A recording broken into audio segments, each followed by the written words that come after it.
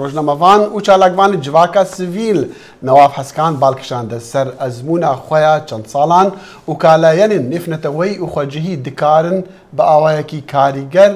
کاری بکەن دەگواردنا بەرەف پێش دەدا لە هەرێمی نەواف گەل کتب خێراتی دەست خۆش بێگەڵێ مەمنون هەڵبەت مە راپۆرتێ دەدیت کە چاوات بەحسی مەسەلا ڕیفراندۆمێدیکی و ڕۆڵێ جواکە مەدەنی دێ پێشخستنا بێ ڕیفراندۆمێدا تو باوەڕکی و جواکە مەدەنی یان ڕێخستیان جواکە مەدەنی کار دکن دکارن ڕۆڵێکی درست و باش ببینن دەبێ ڕیفراندۆمێدا بەڵێ گەلێ مەمنون ئەس بینم ئەوکو فرسەیە بۆ جڤایەتیان مەدەنی بۆ ئەو کاری بکەن بەس هەتا بکەیت دەرەجێ ئەو کاری بکەن ئەو وەتەنها پرسیارەکە لێنە لێ پرزنتیشنی خۆشی دەمە بەحس کرد لە سمینار ئەو گەلێکی فترەیەکە گرنگە بۆ جڤایەکە سیڤیل خۆ دیار بکەن بۆ خەڵکێکی دەوری خۆ بکار بینن ئەس بیژم وەکو تەماشەکردنا من ئەس بیژم ئەکەوان بخۆ کار ئانینی ڕابوونە سەرخوا دێ بکار بن ڕۆڵێکی گرنگ لە ئەو باشە دێڕێ بێدان ڕێشوێڕە بێڤەکردنش ئەس بیژم دە حەدێکی ڕێدا دێڤەکردن مەگوتی خطوط ئەحمەر هەینە لەگەل گەلێک مەسەلەی حەساس بەس بۆ ئەلێم ڕێتەڤەکردن و احتیمال تۆزەکە قرس ینی چالنج بێ بۆوان ینی وەکو بەس بۆ ئەکا جڤایەکە مەدەنی هەموو لەگەلەیەک سەرکەوت احتیمال کاک نەواف لێ جڤینی هەڵبەت ئەژی ئامادە بوو من تشتێ بالامی کشانی دەستپێکە گوتناتە و چاوە جڤاکە سڤیلی کوردستانی گەلک بەرفرەها یعنی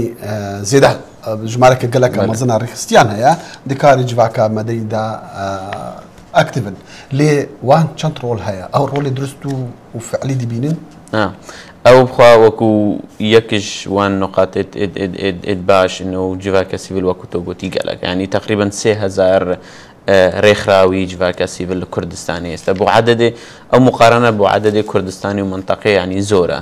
ئەو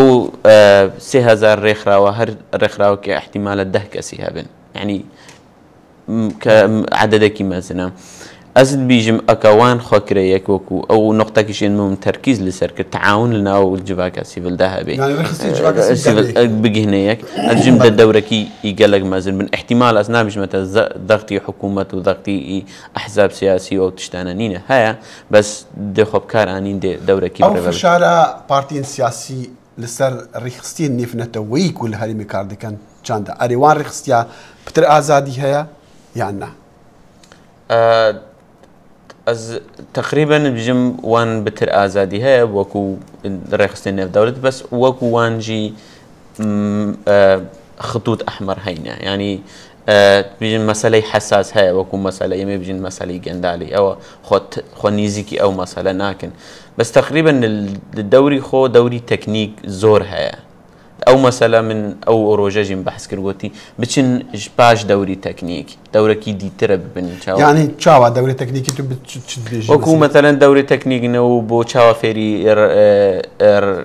پرۆپۆزەلاکن وێبسایتی بۆ چاکیکن ئەو تەدریباتی و چاوە ریپۆرتەکن ئەو مەسەلەی تەکنیکە بەس مەسەلەی دیتر وەسە چاوە استقلالیەتە بن کاک نەواف یەک بابەتین دیک و بالام کشان دیک و ڕۆلی جڤاکە بە باوەریان من و پچکێ لاواز دەبە ئەو بووە پشی 2014 مەسەلا داعش ئەوانە جڤاکە سڤیل ڕۆلی خوا گۆهارد ئارمانجا خوا گۆهارد ji مەسەلین پێشکەتنا جڤاکی بەرەف پێش مەسەلین مرۆڤانی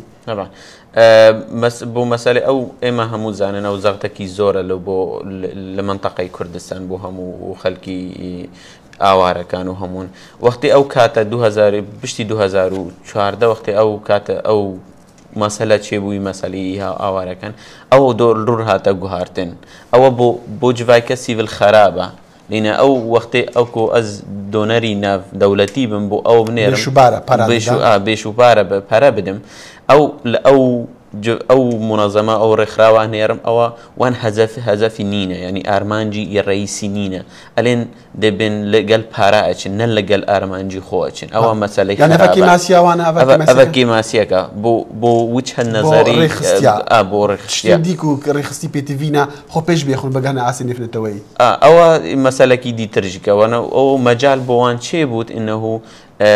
گەلک کۆنتاک یعنی وەکو ئیتیسالاتی منەظەمەی ناو دەوڵەتی ڕێکخراوی ناو دەوڵەتی چێبوون ئەو چەقێ بەرێوان فرە هەبوو زانین چاوە چەکە فێری استراتیجیە بوون لە ئەو مەجالن. بەڵێ کاک نەواف گەلێک سوپاس دەستە خۆش گەلێک بەس مەمنون. دەستخۆشی تکەوت بۆی سیمیناری جوان و ڕێکپێک. گەلێک مەمنون. بەڵێ